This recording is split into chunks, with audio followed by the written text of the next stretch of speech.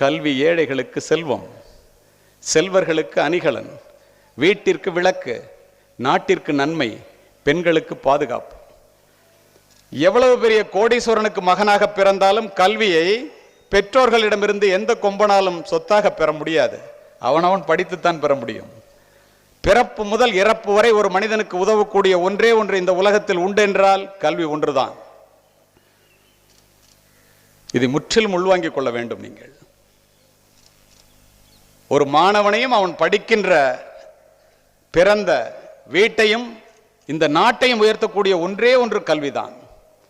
கல்வியினுடைய சிறப்பு என்ன தெரியுமா? நீ பணக்காரர்களிடம் பழகினால் பணக்காரனாக முடியாது. அறிவுள்ள ஆசிரியர்களிடம் நீ பழகினால் நீ அறிவுள்ளவனாக மாற முடியும். புரிந்து கொள். எவ்வளவு பெரிய கோடீஸ்வரனுக்கு மகனாக பிறந்தாலும் நீ சொத்தாக